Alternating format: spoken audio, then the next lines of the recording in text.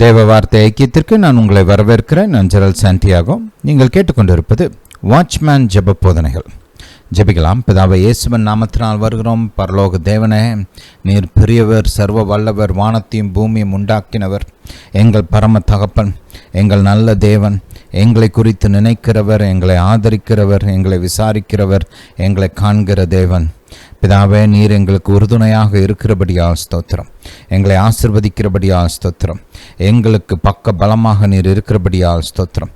தாப்பனே, நீர் எங்கள் வலப்பக்கத்தில் இருப்பதால் நாங்கள் அசைக்கப்படுவதில்லை.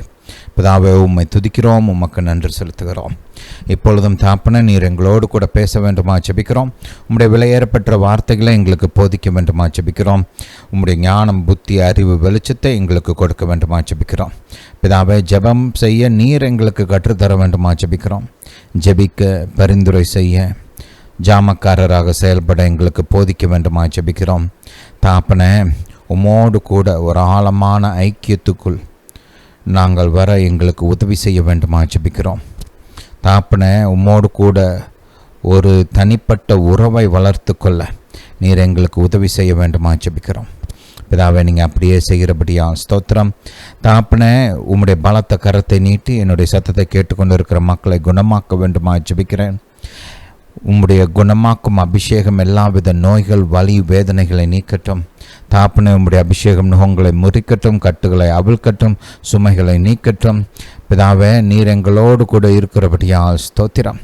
தாப்பனே, கேட்டுக்கொண்டிருக்கிற ஒவ்வொருவருக்கும் ஆறுதல் உண்டாகட்டும், சமாதானம் உண்டாகட்டும், பலன் உண்டாகட்டும்.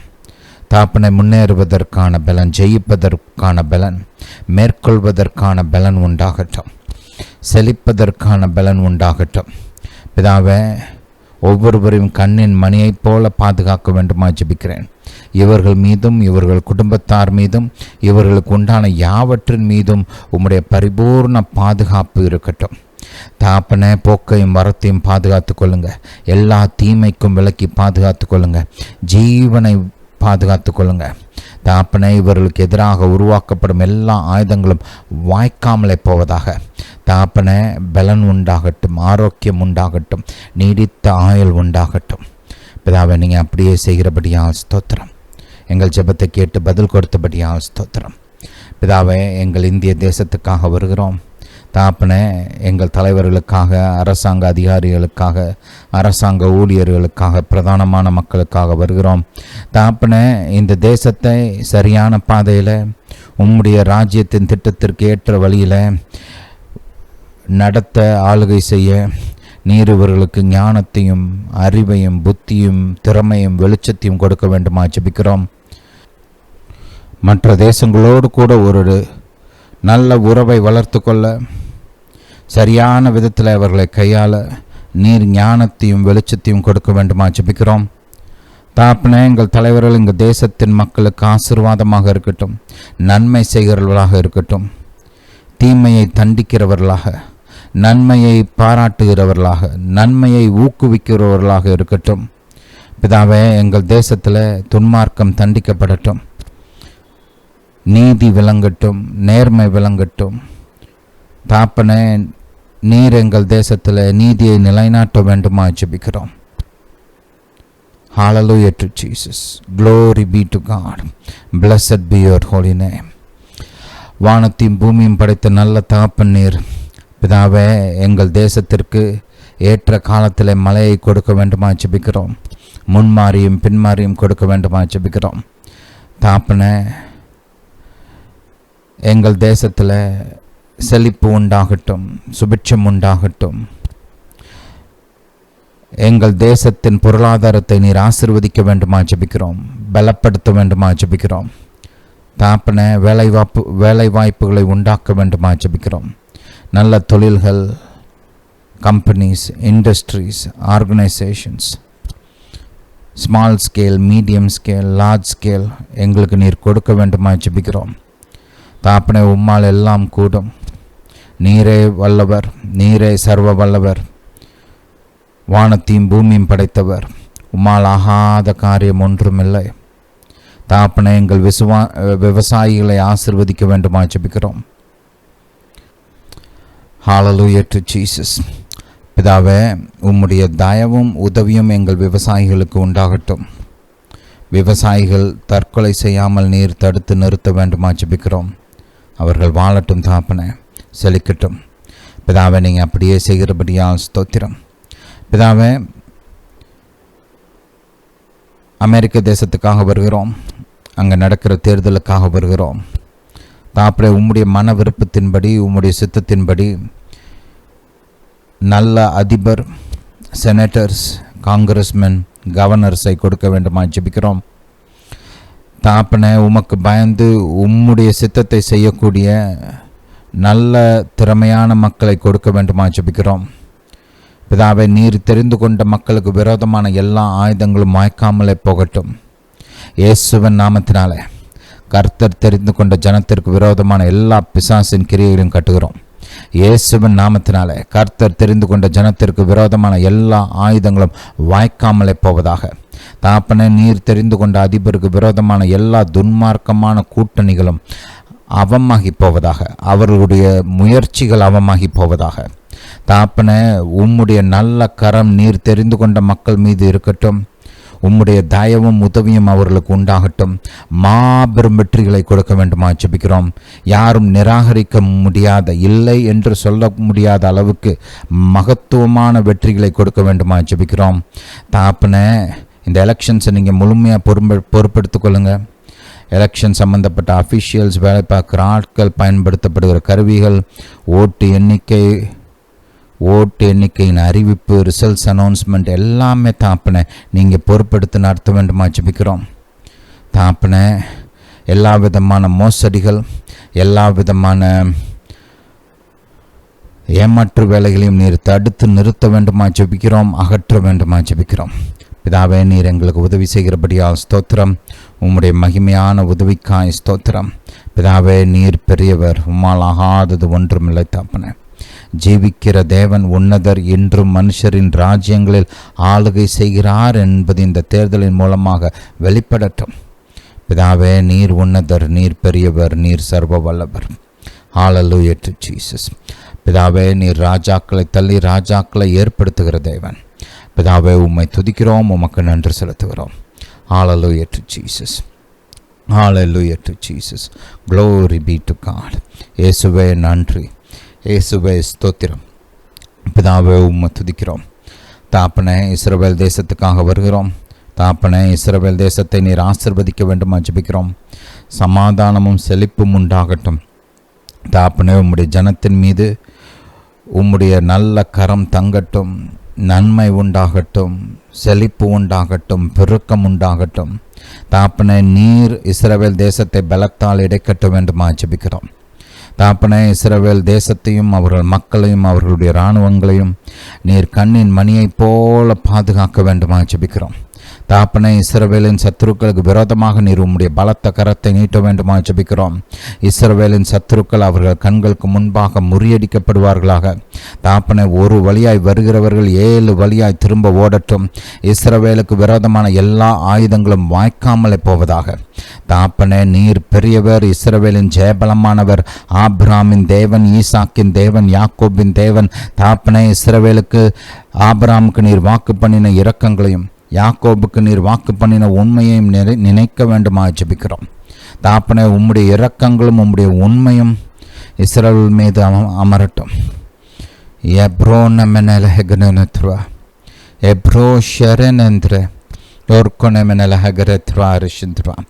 மாறாத நித்திய உடன்படிக்கை ஏற்படுத்தின தேவன், மாறாத தேவன் நீர், இன்றும் ஆபிரகாமின் தேவன் நீர்.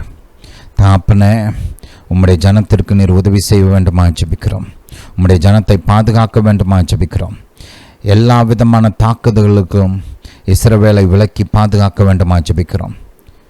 எதிரிகளின் தாக்குதல், தீவிரவாதிகளின் தாக்குதல். தாப்பனை, இஸ்ரவேலை நீர் இயற்கையின் மூலமாக உண்டாகிற அழிவுகளுக்கும் தப்புவித்து பாதுகாக்க வேண்டுமா ஜெபிக்கிறோம். பிதாவே, நீர் பெரியவர், நீர் உன்னதர், நீர் சர்வ வல்லவர். பிதாவே, உம்முடைய மாபெரும் பாதுகாப்புக்காய் ஸ்தோத்திரம். சர்வ வல்லவரே, உம்மை துதிக்கிறோம். நித்திய தேவனே, உம்மை துதிக்கிறோம். மாறாத தேவனே, உம்மை துதிக்கிறோம். உடன்படிக்கையின் தேவனே, உம்மை துதிக்கிறோம். தாப்பனே, உம்முடைய ஜனத்திற்கு உம்முடைய பாதுகாப்பு உண்டாகிறபடியால் ஸ்தோத்திரம், வெற்றி உண்டாகிறபடியால் ஸ்தோத்திரம். ஹல்லேலூயா to Jesus, hallelujah to Jesus. இயேசுவே, நீர் பெரியவர், உன்னதர், சர்வ வல்லவர். பிதாவே, எங்கள் ஜெபத்தை கேட்டு பதில் கொடுத்தபடியால் ஸ்தோத்திரம். இயேசுவின் நாமத்தினால் பிதாவே, ஆமென். ஹல்லேலூயா, ஹல்லேலூயா டு ஜீசஸ். நம்முடைய கர்த்தர் நம்முடைய ஜெபத்தை கேட்டிருக்கிறார். நம்முடைய ஜெபத்திற்கு பதில் கொடுக்கும் விதத்தில் பலத்த கிரியைகளை செய்வார்.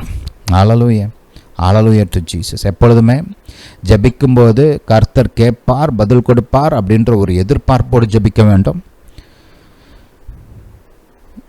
ஜெபிக்கும்போது என் ஜெபத்தை கேட்ட கர்த்தர் எனக்கு பதில் கொடுத்தார், நான் பெற்றுக்கொண்டேன் என்ற விசுவாசத்தோடு ஜெபிக்க வேண்டும். ஹல்லேலூயா, ஹல்லேலூயா டு ஜீசஸ். இது முக்கியம். இது ஏதோ ஒரு சடங்காச்சாரமான ஒரு கிரியை கிடையாது. நேரத்தை வீணடிக்கிற ஒரு காரியம் கிடையாது. ஏதோ பண்ணணும் அப்படின்றதுக்காக பண்ணுற விஷயம் இல்லை. ஆவியானவருடைய வழிநடத்துதலின்படி, தேவ வார்த்தையின்படி நாம் கர்த்தரை நோக்கி பார்த்து தேவ ராஜ்யத்தின் திட்டங்களுக்காக ஜெபித்திருக்கிறோம். கர்த்தர் நம்முடைய ஜெபத்தை கேட்டிருக்கிறார்.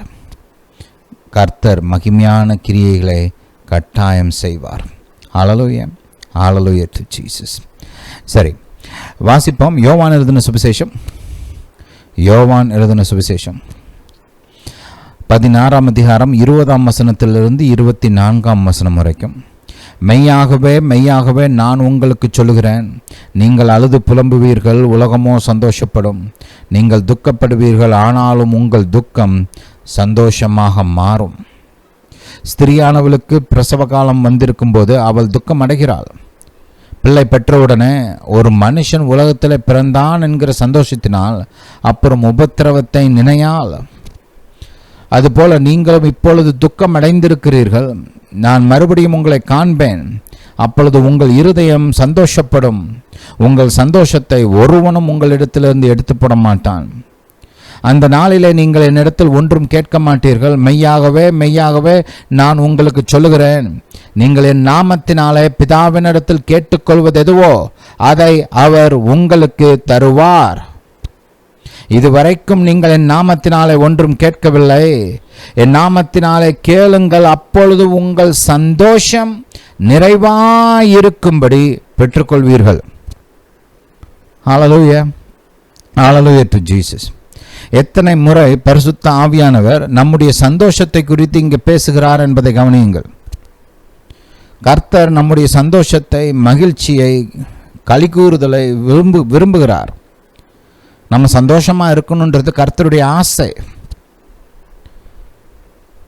நம்முடைய சந்தோஷம் நிறைவடைய வேண்டும் என்பது அவருடைய ஆசை. அதை பூர்த்தி செய்யும் விதத்தில் இயேசுவின் நாமத்தை நமக்கு கொடுத்திருக்கிறார்.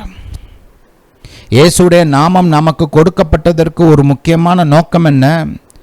நம்முடைய சந்தோஷம் நிறைவடைய வேண்டும். நம்முடைய துக்கம் சந்தோஷமாக மாற வேண்டும். ஹல்லேலூயா. கர்த்தருக்கு நம்முடைய சந்தோஷம் முக்கியம். அவர் நம்முடைய பரம தகப்பன். இப்போ நம்முடைய பிள்ளைகளோட சந்தோஷம் நமக்கு முக்கியமா இல்லையா? விரும்புகிறோம்ல. என் பிள்ளைகள்லாம் கொஞ்சம் மூஞ்சி இப்படி உம்முன்னு வச்சுருந்துச்சுன்னா கேட்பேன், பார்த்தேன், என்னடா ஒரு சைஸாக இருக்கிற, ஏன் மூஞ்சி அப்படி சுண்டி போயிருக்குது, ஏன் உம்முன்னு இருக்கிற கேட்பேன். உடனே என் பிள்ளை அப்படி இருக்குது அப்படின்னு நமக்கு தோணும்ல. எல்லா தாப்பனுக்கும் எல்லா தாய்க்கும் தோணும்ல. கேட்குறோம் நம்ம பிள்ளைகள்கிட்ட, பிள்ளை நல்லா இருக்கணும் அப்படின்னு ஒரு ஆசை நமக்கு. பிள்ளை சந்தோஷமாக இருக்கணும், ஜாலியாக இருக்கணும் அப்படின்னு விரும்புகிறோம் இல்லையா? அப்போது ஏதாவது அந்த பிள்ளைய மனசில் ஒரு துக்கம் இருந்துச்சுன்னா, முகம் வாடி போச்சுன்னா கேட்குறோம், கூப்பிட்டு என்னப்பா ஏதுப்பா ஏன்பா அப்படின்னு கேட்குறோம். நீங்கள் ஆதியாகமத்தில் ஒரு சீன் இருக்குது, அதை போய் பார்ப்போம். ஆதியாகமம் 4ஆம் அதிகாரம். நம்மளுக்கு தெரியும், காயினும் ஆபேலும் கர்த்தரிடத்தில் காணிக்கை கொண்டு வராங்க. ஆபேல் கர்த்தருடைய வழிமுறையின்படி சிறந்ததையும் முதலானதையும் கர்த்தருக்கு காணிக்கையாக கொண்டு வருகிறார். ஆபேல் ஆபேல் ஆபேல். காயின் வந்து பார்த்திங்கன்னா கடைசியில் இருக்கிற மிச்சம் மீதியை கொண்டு வர்றாரு. நீங்கள் எப்ரேய மொழியில் படித்து பார்த்தீங்கன்னா அப்படி தான் இருக்குது. இங்கிலீஷில் இந்த ப்ராசஸ் ஆஃப் டைம் அப்படின்னு போட்டிருக்கோம். நீங்கள் எப்ரேய மொழியில் போய் பார்த்தீங்கன்னா இந்த எண்ட் ஆஃப் டைம் அப்படின்னு வரும். ஹல்லேலூயா ஹல்லேலூயா டு ஜீசஸ். சில நாள் சென்ற பின்பு அப்படின்னு போட்டிருக்கலையா, அது இங்கிலீஷில் போய் படித்து எப்ரேய மொழியில் படித்து பார்த்தீங்கன்னா இந்த எண்ட் ஆஃப் டைம். ஹல்லேலூயா. அறுவடை பண்ணோன்னே இருக்கிறதுல முதல் பலனை கொண்டு வரல, காலம் சென்ற பின்பு எல்லாம் முடிஞ்சதுக்கப்புறம் கடைசியில் எது இருக்குதோ அதை கொண்டு வராப்புல. ஆனால் ஆபேல் அப்படி இல்லை, தலையீற்றுகளிலும் கொழுமையானவைகளிலும் சிலவற்றை கொண்டு வந்தான். ஃபர்ஸ்ட் அண்ட் த பெஸ்ட் இல்லையா. அப்போ பாருங்கள், கர்த்தர் காயினுடைய காணிக்கை அங்கீகரிக்கிறார். ஆனால் ஆபேலுடைய காணிக்கையை அங்கீகரிக்கிறார், ஆனால் காயினுடைய காணிக்கையை அங்கீகரிக்கலை. அப்போ பார்த்திங்கன்னா அவன் முகநாடி வேறுபட்டது அப்படின்னு வேதம் போதிக்குது. காயினுக்கு வந்து கோவம் வந்துருச்சு, ஒரு மாதிரி உம்முன்றுகிறப்ப. அதுக்கு வந்து பார்த்திங்கன்னா கர்த்தர் காயினை நோக்கி, உனக்கு ஏன் எரிச்சல் உண்டாயிற்று, உன் முகநாடி ஏன் வேறுபட்டது? கர்த்தர் கேட்குறாரு. இப்போ நம்ம பிள்ளைகளை பார்த்து கேட்குறோம்ல, ஏன்டா மூஞ்சி ஒரு மாதிரி மூஞ்சி ஒரு மாதிரி இருக்குது, ஏடா ஆச்சு அப்படின்னு கேட்குறோம்ல பிள்ளைகள்கிட்ட. அந்த மாதிரி விசாரிக்கிறாரு பாருங்க. ஹல்லேலூயா. இதுதான் கர்த்தரை குறித்த சரியான படம். நல்லா ஞாபகம் வச்சுக்கோங்க. நம்ம வந்து ஏதோ ஒரு சர்வாதிகாரி மாதிரி ஒரு ஆள்கிட்ட நம்ம வந்து ஜெபிக்கலை. வானத்தையும் பூமியும் படைத்தவர் தான், சர்வ வல்லவர் தான். ஆனாலும் அவர் நம்முடைய பரம தகப்பனாக இருக்கிறார், நம்முடைய சந்தோஷத்தை விரும்புகிறார், நாம் ஆசீர்வதிக்கப்பட வேண்டும் என்று விரும்புகிறார். அப்படிப்பட்ட ஒரு தேவனிடத்தில் தான் நாம் ஜெபம் செய்கிறோம். இந்த படத்தை கிளியராக மனசில் பதிச்சு வச்சுக்கோங்க. ஹல்லேலூயா ஹல்லேலூயா டு ஜீசஸ். இன்றைக்கி ஒரு குறிப்பான காரியத்தை கர்த்தர் என்னுடைய இருதயத்தில் வைத்திருக்கிறார். அதை குறித்து தான் தியானிக்க போகிறோம். பாருங்கள், இங்கே இயேசுவின் நாமம் நமக்கு ஏன் கொடுக்கப்பட்டிருக்கு அப்படின்னா, இப்போ நம்ம சந்தோஷமாக இருக்கணுன்றதை கர்த்தர் விரும்புகிறார் அப்படின்னு பார்த்தோம் இல்லையா. அதோடு சேர்த்து கவனிங்க, கொஞ்ச நாளாகவே பரிசுத்த ஆவியானவர் என்கிட்ட தேவைகள் மற்றும் ஆசைகள் ரெண்டையும் இணைச்சு பேச ஆரம்பித்தார். அதாவது பொதுவாக நம்ம பார்த்திங்கன்னா அதிகமாக நம்முடைய தேவைகளுக்காக கேட்குறோம். கர்த்தாவே, என் வாழ்க்கைக்கு இது தேவை, பிள்ளைகளுக்கு இது தேவை, மனைவிக்கு இது தேவை, குடும்பத்துக்கு இது தேவை, ஊழியத்துக்கு இது தேவை, அப்படி நம்முடைய வாழ்க்கையில் உண்டாகிற தேவைகளை குறித்து ஜெபிக்கிறோம். சில சமயம் பார்த்திங்கன்னா அந்த தேவைகளோடு நிப்பாட்டிடுறோம். ஆசைகளை குறித்து கர்த்தர்கிட்ட பேசுகிறதில்ல. மனதின் ஆசைகளை குறித்து கர்த்தரிடத்தில் பேசுகிறது கிடையாது அவ்வளவா. சில கிறிஸ்தவர்கள் என்ன நினைக்கிறாங்கன்னா, ஆசைகளை குறித்து பேசுவது ஏதோ ஒரு அது உலக பிரகாரமான காரியம் அப்படின்ற மாதிரி யோசிக்கிறாங்க. தேவைகளை கர்த்தர் சந்திப்பார், எது தேவையோ அதை கொடுப்பார். ஆனால் ஆசைகள்லாம் கர்த்தர்கிட்ட கொண்டு வரக்கூடாது. ஆனால் வேதம் அப்படி போதிக்கவில்லை. கர்த்தர் நம் ஆசைகளையும் நிறைவேற்ற விரும்புகிறார். இங்கே ஆண்டவராக இயேசு நமக்கு வாக்கு கொடுக்கும்போது என்ன சொல்கிறாரு, அந்த நாளில் நீங்கள் என்னிடத்தில் ஒன்றும் கேட்க மாட்டீர்கள், மெய்யாகவே மெய்யாகவே நான் உங்களுக்கு சொல்லுகிறேன், நீங்கள் என் நாமத்தினாலே பிதாவினிடத்தில் தேவைகளை கேட்கும்போது தேவையை பூர்த்தி செய்வார் அப்படின்னு நான் போட்டிருக்குது இல்லை.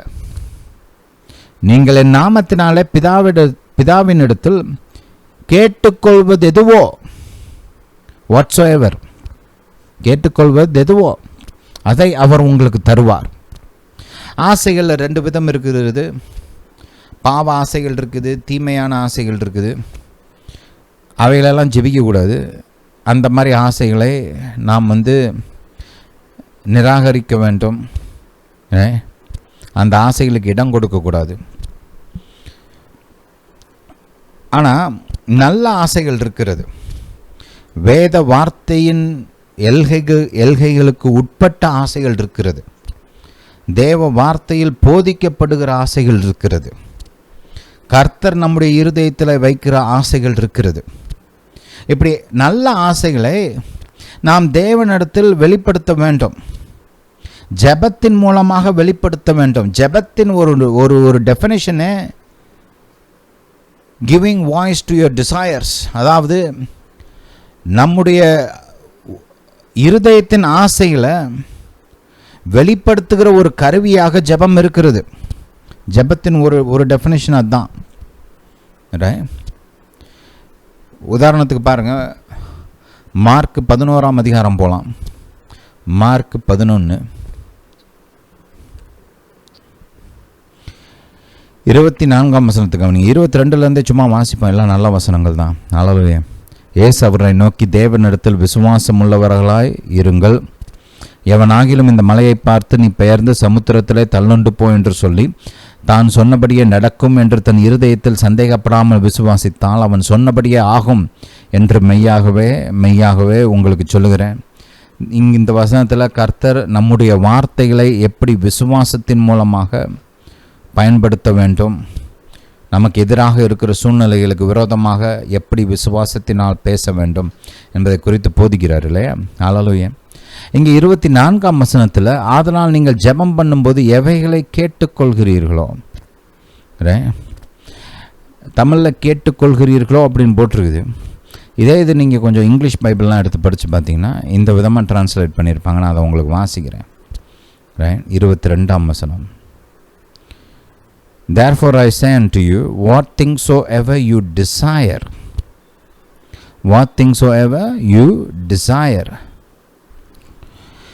அதே மாதிரி நீங்கள் எபிரேய பாஷையில் போய் பார்த்தீங்கன்னா, இங்கே பயன்படுத்தப்பட்ட இருக்கிற வார்த்தை இருக்கு இல்லையா, இதுக்கு 2 அர்த்தம் இருக்குது. ஒன்று ஆசை, இன்னொன்று ஜெபம். ஒன்று வந்து என்னது ஆசை, இன்னொன்று ஜெபம்.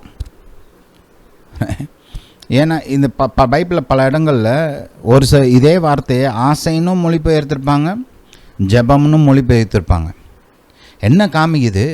ஜெபம் என்பது அதோட ஒரு முக்கியமான ஒரு பயன்பாடு என்ன அப்படின்னு கேட்டோம்னா, நம்முடைய ஆசைகளை கர்த்தருக்கு முன்பாக நாம் வெளிப்படுத்துவது. நம்முடைய ஆசைகளை சத்தமிட்டு you should give voice to your desire. புரியுதா? நம்முடைய இருதயத்தில் இருக்கிற அந்த ஆசையை வாயை திறந்து பேசி சத்தமிட்டு கர்த்தருக்கு முன்பாக வெளிப்படுத்துகிறோம். ஜெபத்துக்கு ஒரு டெஃபினிஷன் இது, புரியுதா? அதனால் ஜெபத்தில் கர்த்தருக்கு ஆசைகளை தெரியப்படுத்துவது வேதம் போதிக்கிற ஒரு காரியம். ஜெபத்துக்கு ஒரு அடிப்படை டெஃபினிஷனே அதுதான். தேவன் முன்பாக என் ஆசைகளை நான் வெளிப்படுத்துகிறேன். ஹல்லேலூயா, ஹல்லேலூயா டு ஜீசஸ். மனசுக்குள்ளேயே ஆசையை வச்சுக்கிட்டு உட்காந்துருக்கக்கூடாது, அதை வெளிப்படுத்தணும். ஜெபத்தின் மூலமாக வாயை திறந்து சத்தமிட்டு வெளிப்படுத்தணும். நீங்கள் பாருங்கள், நீங்கள் இப்போ சங்கீதத்தில் போய் எடுத்து படித்து பார்த்தீங்கன்னா, இங்கே சத்தமிட்டு அப்படின்ற அந்த வார்த்தை எத்தனை முறை வருதுன்னு மட்டும் கொஞ்சம் கவனிங்களேன். என் வார்த்தை, என் சத்தம், என் கூக்குரல், இந்த மாதிரி வார்த்தைகள் ஜெப சம்பந்தமாக எத்தனை முறை பயன்படுத்தப்பட்டிருக்கிறது அப்படின்றத கவனிங்க.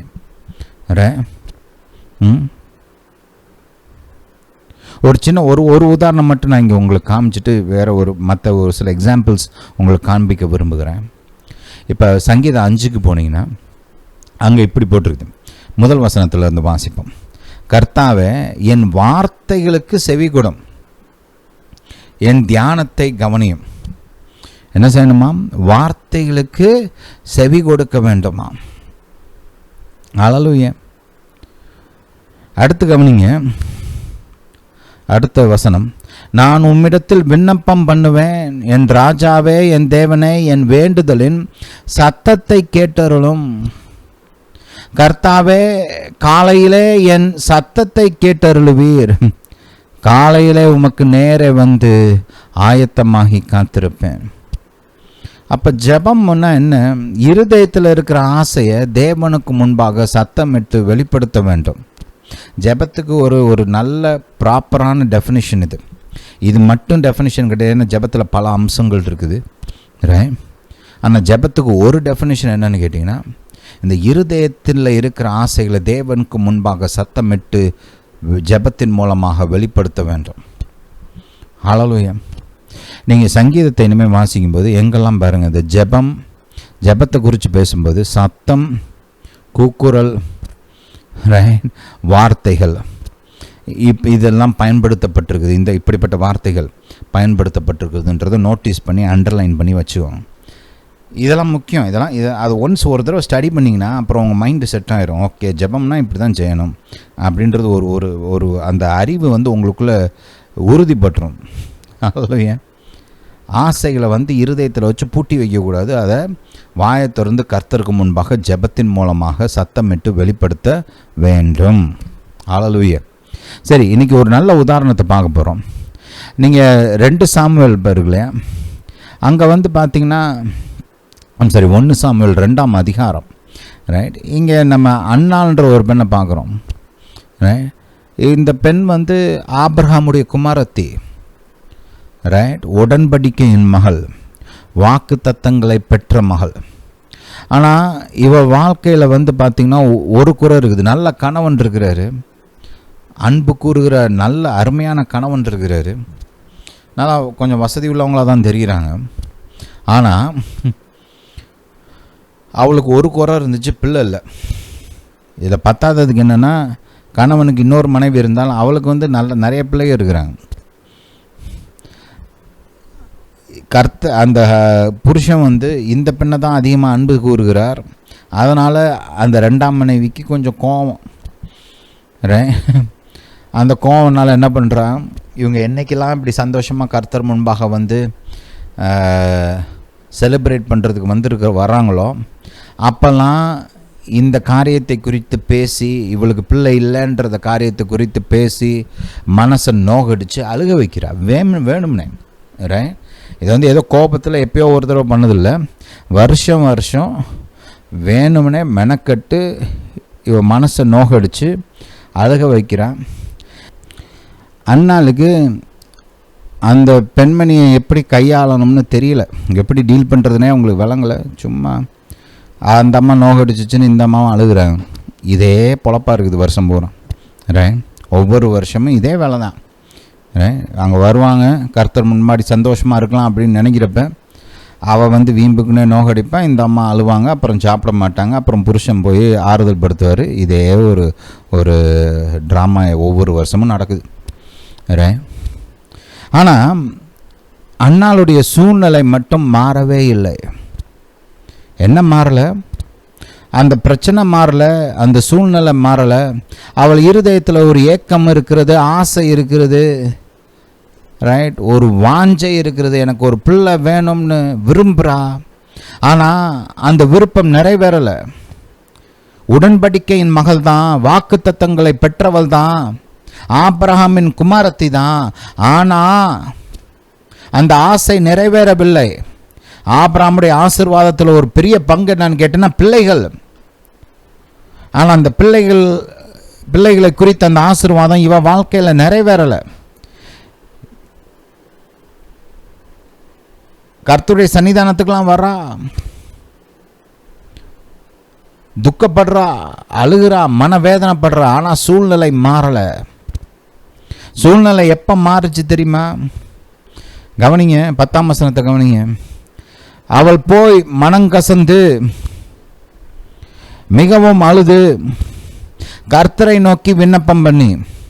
இந்த கசந்து அழுதுன்றது மெயின் பாயிண்ட் கிடையாது. ஏன்னா அவள் ஒவ்வொரு வருஷமும் மனம் கசப்படைகிறாள், அழுகிறாள். நீங்கள் இப்போ 7ஆம் வசனத்தை படித்து பார்த்தீங்கன்னா, இவள் அவளை மனம் அடிவாக்குவாள், அப்பொழுது அவள் சாப்பிடாமல் அழுது கொண்டு இருப்பாள். இது வழக்கமாக நடக்கிற மேட்டர் தான். அதனால் மனம் கசந்து போனதும் ஒன்றும் புதுசு கிடையாது, அழுகிறதும் ஒன்றும் புதுசு கிடையாது. அதனால் இந்த சூழ்நிலை மாறல. ஆனால் இந்த வருஷம் அவள் ஒரு காரியத்தை செய்கிறா, இது வரைக்கும் செய்யாத ஒரு காரியத்தை செய்கிறா. என்ன செய்தால்? கர்த்தரை நோக்கி விண்ணப்பம் பண்ணினாள். ஹல்லேலூயா. இதற்காகத்தான் இயேசுவின் நாமம் நமக்கு கொடுக்கப்பட்டிருக்கிறது.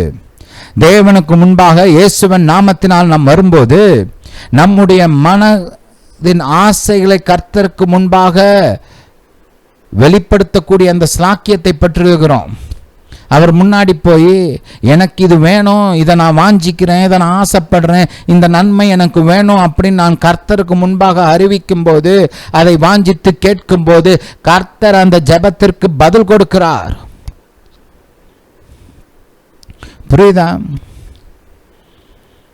கேட்குறா பாருங்க.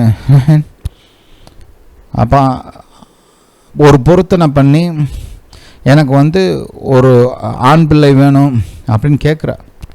ரைட், வாசிச்சிருவோம் அதை. 11ஆம் வசனம். சேனைகளின் கர்த்தாவே தேவர் உம்முடைய அடியாளின் சிறுமையை கண்ணோக்கி பார்த்து உம்முடைய அடியாளை மறவாமல் நினைத்தருளி உமது அடியாளுக்கு ஒரு ஆண் பிள்ளையை கொடுத்தால் அவன் உயிரோடு இருக்கும் சகல நாளும் நான் அவனை கர்த்தருக்கு ஒப்பு கொடுப்பேன்.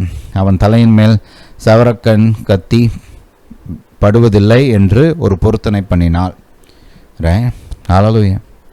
எல்லாம் முடிச்சுட்டு பார்த்தீங்கன்னா 19ஆம் வசனத்தை கவனிப்போம். அவர்கள் அதிகாலையிலிருந்து கர்த்தரை பணிந்து கொண்டு ராமாவிலிருந்து இருக்கிற தங்கள் வீட்டுக்கு திரும்பி போனார்கள். எல்கனா தன் மனைவியாகிய அன்னாளை அறிந்தான். கர்த்தர் அவளை நினைத்தருளினார். சில நாள் சென்ற பின்பு அன்னாள் கர்ப்பவதியாகி ஒரு குமாரனை பெற்று கர்த்தரிடத்தில் அவனை சேர்த்து வாசிங்க. கர்த்தரிடத்தில் அவனை கேட்டேன். யார்கிட்ட கேட்டாலும் கர்த்தரிடத்தில் அவனை கேட்டேன் என்று சொல்லி அவனுக்கு சாமுவேல் என்று பெயரிட்டார். பாருங்க, ஆசை இருக்கிறதுனால இருதயத்தில் ஆட்டோமேட்டிக்காக அது நிறைவேறது கிடையாது. அந்த ஆசையை தேவனுக்கு முன்பாக வெளிப்படுத்த வேண்டும். தேவனிடத்தில் போய் கர்த்தாவே இந்த நன்மையை நான் விரும்புகிறேன், இந்த நன்மையை நான் வாஞ்சிக்கிறேன், இதை எனக்கு கொடுங்க அப்படின்னு கேட்கணும். இது நம்ம வாழ்க்கையிலையும் நடக்கணும்னு சொல்லி தான் ஆண்டவராகிய இயேசு தன்னுடைய நாமத்தை நமக்கு கொடுத்திருக்கிறார். பிதாவிடத்தில் போய் தைரியமாக எனக்கு ஒரு பிள்ளை வேணும். நான்லாம் கேட்டேன். நான்லாம் கல்யாணம் ஆன ஒரு நாளை பல வருஷங்கள்லாம் காத்தான் இருக்குல்ல. எனக்கு பிள்ளை வேணும். ஆனால் கல்யாணம் ஆன உடனே ஜெபிக்க ஆரம்பிச்சிட்டேன் அதை குறித்து. ஹல்லேலூயா. கர்த்தர் நல்ல பிள்ளையை கொடுத்தாரு. 2 பசங்க, அருமையான பசங்களுக்கு கர்த்தர் கொடுத்துருக்கிறாரு. பாருங்க, இது கர்த்தர் எல்லாருக்கும் செய்வார். கர்த்தர் பிள்ளைகள் உண்டாகணும்னு விரும்புகிறார். ஆசீர்வாதத்தில் ஆசீர்வாதம் என்ன? பலுகி பெருகுங்கள். ஹல்லேலூயா, ஹல்லேலூயா டு ஜீசஸ். அப்போ கர்த்தர் உங்களுக்கு பிள்ளைகள் உண்டாக வேண்டும் என்று விரும்புகிறார். ஒருவேளை உங்களுக்கு பிள்ளை இல்லைன்னா தைரியமாக கேளுங்க. ஹல்லேலூயா. கர்த்தர் நிச்சயமாக உங்களுக்கு பிள்ளையை கொடுப்பார். இன்னொரு ஒரு ஜெபத்தை பார்ப்போம். ஹல்லேலூயா. 1 நாளாகமம் 4ஆம் அதிகாரம் 10ஆம் வசனத்தை வாசிப்போம். அதுக்கு முந்தின வசனத்தையும் சேர்த்தே வாசிச்சிருவோம். 9ஆம் வசனத்திலிருந்து வாசிப்போம். யாபேஸ் தன் சகோதரரை பார்க்கிலும் கனம் பெற்றவனாக இருந்தான். குடும்பத்தில் பெரியாளாக இருக்கிறாப்ல. அவன் தாய் நான் துக்கத்தோடு அவனை பெற்றேன் என்று சொல்லி அவனுக்கு யாபேஸ் என்று பெயரிட்டேன். சில சமயம் தாய்மார் தாப்பன்மார் பேர் வைக்கிறதுலாம் கவனமாக இருங்க. பிள்ளைகளுக்கு நல்ல பேர் வைக்கணும். பாருங்கள், இதே மாதிரி தான் ராக்கேலும் பண்ணாங்க. அவங்களுடைய அந்த டெலிவரி ரொம்ப கஷ்டமாக இருந்துச்சுன்னு ரைட், பெஞ்சமினுக்கு ஒரிஜினலாக வச்ச பேர் என்ன? என் துக்கத்தின் மகன், சன் ஆஃப் மை சாரோ. ஆனால் அவங்க அப்பா யாக்கோபு புத்திசாலி, என் பிள்ளைக்கு இப்படிலாம் பேர் வைக்க மாட்டேன்னு சொல்லிட்டு பெஞ்சமின் அப்படின்னு பேர் வச்சார். சந்தோஷத்தின் மகன். புரியுதா? இங்கே அந்த அம்மா பாருங்க, பிள்ளைக்கு இப்படியா பேர் வைக்கிறது? என்ன? துக்கத்தோடே அவனை பெற்றேன். அப்போ ஒவ்வொரு தடவையும் அவனை பேரை சொல்லி கூப்பிடும்போது எப்படி இருக்கும்? ஆனால் பாருங்க, இப்படிப்பட்ட சூழ்நிலையில் இருந்த அந்த யாபேஸ், அவனுக்குள்ள ஒரு ஆசை. என்ன ஆசைன்னு கேட்டிங்கன்னா, நான் நல்லா இருக்கணும், ஆசீர்வதிக்கப்படணும், பெருக்கம் உண்டாகணும், நான் பெரிய ஆளாக இருக்கணும். அவனுக்குள்ள ஒரு ஆசை இருக்குது. நல்ல ஆசை தான், இதெல்லாம் தப்பு கிடையாது. வேதம் நமக்கு போதிக்குது இல்லையா? கர்த்தர் ஆசீர்வதிப்பார், பெருகச் செய்வார். ரைட். ஆபிரகாம் எல்லாம் பெரிய ஆளாக்குனது யார்? கர்த்தர் தான். யாக்கோபை பெரிய ஆளாக்குனது யார்? யோபை பெரிய ஆளாக்குனது யார்? ரைட். சாலமோனை பெரிய ஆளாக்குனது யார்? கர்த்தர் தான் செஞ்சார். அதெல்லாம் தன்னுடைய மக்களை உயர்த்துவது அவருடைய பிரியம், அவருக்கு ஆசை. ஹல்லேலூயா. அப்போ பாருங்கள், அவனுக்குள்ளே அந்த ஆசை இருக்குது. அம்மா நம்மளுக்கு இப்படி பேர் வச்சிருக்கிறான், துக்கத்தோடு அவனை பெற்றேன், ஆனால் நான் நல்லா இருக்கணும்னு விரும்புகிறேன். எனக்கு ஆசீர்வாதம் உண்டாகணும், நான் நல்லா வளரணும், பெருகணும், பாதுகாக்கப்படணும், நல்லா இருக்கணும் பேசிக்கா அப்படின்னு ஒரு ஆசை. அந்த ஆசை நிமித்தம் ஜெபிக்கிறார் பாருங்க. அருமையான ஜெபம்.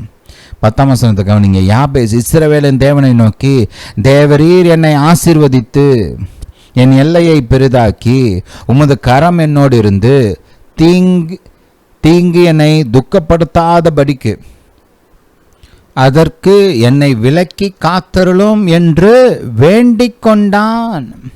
இவனும் ஆபிரகாமுடைய பிள்ளை தான் பாருங்க. வாக்கு தத்தங்களை பெற்றவன், உடன்படிக்கையை பெற்றவன். ஆனால் இவனுக்குள்ள ஒரு ஆசை இருக்குது, வாஞ்சை இருக்குது. நான் நல்லா இருக்கணும், ஆசீர்வதிக்கப்பட்டிருக்கணும். அம்மா இப்படி பேர் வச்சிருக்கிறான், ஆனால் நான் துக்கம் அடையாதபடிக்கு கர்த்தர் என்னை பாதுகாக்க வேண்டும் அப்படின்னு அவன் விரும்புகிறான். எனக்கு துக்கம்லாம் வேண்டாம், துக்கம் என்னுடைய வாழ்க்கையின் பங்கு கிடையாது. இப்பெல்லாம் பேர் வச்சுட்டா நான் போய் உட்காந்துருவேனா? கிடையாது. கர்த்தர் என் கூட வருகிறார், எனக்கு நன்மை செய்வார் அப்படின்னு அறிந்து கர்த்தரை நோக்கி கேட்குறான் பாருங்க. நான் ஆசீர்வதிக்கப்படணும், என் எல்லையை பெருசாக்குங்க, வளரணும், நான் பெருகணும், உமது கரம் என்னோடு இருக்கணும், நன்மை செய்யணும், உம்முடைய கரம் எனக்கு, தீங்கு என்னை அணுகாதபடிக்கு, தீங்கு என்னை துக்கப்படுத்தாதபடிக்கு அதற்கு என்னை விலக்கி காத்தருளும் என்று வேண்டிக் கொண்டான். ஒரு சில பார்த்து இது என்ன ரொம்ப உலகப்பிரகாரமான ஜபமாக இருக்குதே அப்படின்னு யோசிக்கிறாங்க. இது உலகப்பிரகாரமான ஜபம்லாம் கிடையாது. இதெல்லாம் கர்த்தர், வானத்தையும் பூமியும் படைத்த கர்த்தர் நம்ம மேலே அன்பு கூர்ந்து நமக்கு கொடுத்த வாக்கு தத்தங்கள். ஆசீர்வதிப்பேன், பெருகச் செய்வேன், பாதுகாப்பேன், என் நல்ல கரம் உனக்கு நன்மை செய்யும் அப்படின்றதெல்லாம் வேதத்தில் கர்த்தர் நமக்கு கொடுத்துருக்கிற ஆசீர்வாதங்கள், வாக்கு தத்தங்கள். இதெல்லாம் விரும்புகிறது தப்பு கிடையாது, இதெல்லாம் விரும்பணும். மனுஷன்னா நல்ல ஆசை இருக்கணும், அப்போ தான் மனுஷன். ஆசையே இல்லை பிரதர், நம்ம என்ன ஜடமா ஆசையே இல்லாமல் உட்காந்துருக்கிறதுக்கு? தீமையான ஆசைகளை தான் நம்ம கீழ்ப்படுத்தி அதை நிராகரிக்க வேண்டும். நல்ல ஆசைகளை வளர்க்கணும், நல்ல ஆசைகளை கர்த்தரை விசுவாசத்தை பெற்றுக்கொள்ள வேண்டும். புரியுதா? ஹல்லேலூயா, ஹல்லேலூயா டு ஜீசஸ். அதை தான் இந்த மனுஷன் யாபேஸ் செய்கிறார். நல்ல ஆசைகள், ஆசீர்வதிக்கப்படணும், வளரணும், பெருகணும், எல்லையை பெருசாக்கணும். ரைட். கர்த்தருடைய கரம் என் மேலே இருக்கணும், கர்த்தருடைய கரத்தின் மூலமான நன்மையை பெற்றுக்கொள்ளணும் இல்லையா? தீங்கு என்னை துக்கப்படுத்தாதபடிக்கு அதற்கு என்னை விலக்கி காத்தருளும், பாதுகாக்கப்படணும். இதெல்லாம் நல்ல ஆசைகள். இந்த நல்ல ஆசைகளெல்லாம் ஜெபிக்கணும். இப்படிப்பட்ட நல்ல காரியங்களை பெற்றுக்கொள்ளணும். இது கர்த்தர் விரும்புகிறார். பாருங்கள், பர்த்திமேயுன்னு ஒரு குருடன் இருக்கிறான். அவன் பார்த்திங்கன்னா ரோட்டோரத்தில் நின்று, தாவீதின் குமாரனே என் மேல் இரக்கமாயிரும் அப்படின்னு கூப்பாடு போடுறான் கர்த்தர்கிட்ட. கர்த்தர் அவனை கூப்பிட்டு, எனக்கு ரொம்ப பிடிச்ச ஒரு காரியம் என்னென்னா, கர்த்தர் ஆட்டோமேட்டிக்காக அவனை கூப்பிட்டு, இந்தா கண் பார்வை வச்சுக்க போ அப்படின்னு சொல்லலை. குருடன் கூப்பாடு போடுறான், அதனால் அவனுக்கு நான் கண் பார்வை கொடுக்க போகிறேன் அப்படின்னு கர்த்தர் சொல்லலை பாரு. அதுக்கு பதிலாக பார்த்தீங்கன்னா ஏசப்பா அவனை கூப்பிட்றாரு. கூப்பிட்ட உடனே அவன்கிட்ட கேட்குறாரு. 51ஆம் வசனத்தை எடுங்க. மார்க் 10:51ஆம் வசனம். இயேசு அவனை நோக்கி, நான் உனக்கு என்ன செய்ய வேண்டும் என்று இருக்கிறாய் என்றார். அவன்கிட்ட கேட்குற, உனக்கு என்ன வேணும், நான் உனக்கு என்ன செய்யணும், நீ என்ன விரும்புகிற? அவன்கிட்ட கேட்குற. என்ன எல்லா குருடர்களும் கர்த்தர்கிட்ட எனக்கு கண் பார்வை கொடுங்கன்னு கேட்குறது கிடையாது. ஒரு சிலர் சாப்பாடு கேட்பாங்க, ஒரு சிலர் துணிமணி கேட்பாங்க, ஒரு சிலர் செலவுக்கு காசு கேட்பாங்க, ஒரு சிலர் இருக்கிறதுக்கு இடம் கேட்பாங்க. ஹல்லேலூயா. அதனால் அவன் இருதயத்தில் அவன் என்ன நினச்சிருக்கிறான், அவன் என்ன விசுவாசிக்கிறான், அவன் என்ன விரும்புகிறான் அப்படின்னு கர்த்தர் கேட்குறாரு.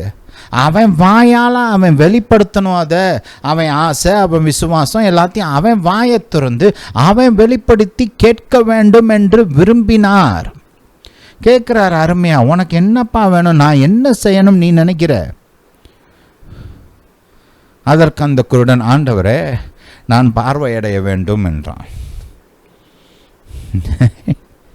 ஏசு என்ன இவ்வளோ பெருசாக கேட்குற அப்படின்னு நான் சொல்லலை.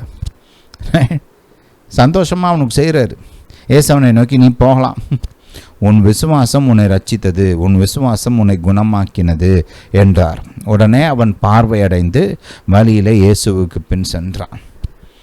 பாருங்க, இங்கெல்லாம் நம்ம என்ன பார்க்குறோம்? இந்த ஒவ்வொரு காரியத்திலையும் தேவ ஜனம் இருதயத்தின் ஆசைகளை இருதயத்துக்குள்ளே மூடி வச்சிருக்கக்கூடாது. தேவனிடத்தில் ஜெபிக்க வேண்டும், கேட்க வேண்டும், வாயை திறந்து சத்தம் விட்டு கேட்கணும். ஆண்டவரே எனக்கு வேணும் கொடுங்க அப்படின்னு கேட்கணும். இங்கே கர்த்தர் பார்த்தீங்கன்னா, நம்ம ஆசைகள் வேறணும்னு சொல்லியே, நம்முடைய ஆசைகள் நிறைவேற வேண்டும் என்று விரும்பி தன்னுடைய நாமத்தை நமக்கு கொடுத்துருக்கிறார். என் நாமத்தில் கேளு, உன்னுடைய நல்ல ஆசைகளை கேளு, என் பிதாவானவர் அதை கட்டாயம் உனக்கு செஞ்சு கொடுப்பார். உன் சந்தோஷம் நிறைவாகும்படி உன் ஆசைகளை என் பிதா நிறைவேற்றுவார்.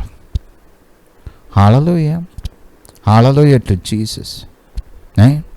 அதனால் உங்கள் தேவைகளுக்காக மட்டும் கர்த்தர் இடத்துல போய் ஜெபிக்காதீங்க.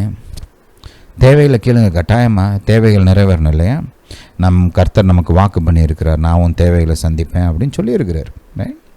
அதே நேரத்தில் அதே கர்த்தர் நம் ஆசைகளை நிறைவேற்றுவேன் என்றும் பல இடங்களில் பல விதமாக நமக்கு வாக்கு பண்ணியிருக்கிறார். அதனால் தைரியமாக கர்த்தர்கிட்ட, என் ஆசை இதான், இதை நான் விரும்புகிறேன் கர்த்தாவே, எனக்கு கொடுங்க.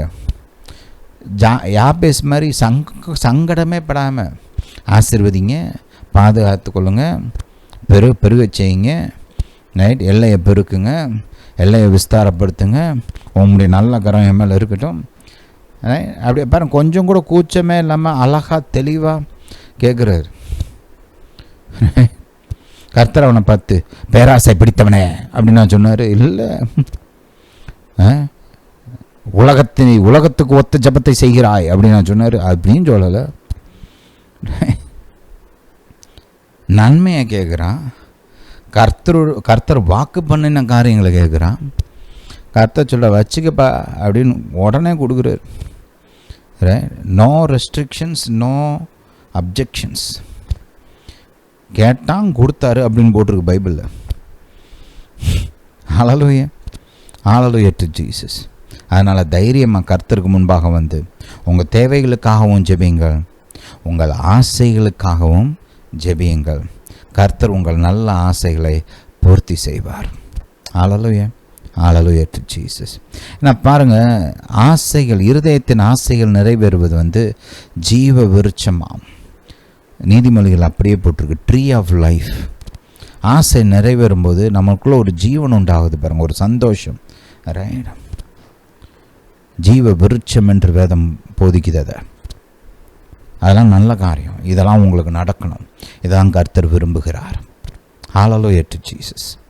இந்த போதனையை கேட்டபடியால் நன்றி. கர்த்தர் உங்களை ஆசீர்வதிப்பாராக. நம்முடைய இயேசு ராஜா சீக்கிரம் வருகிறார்.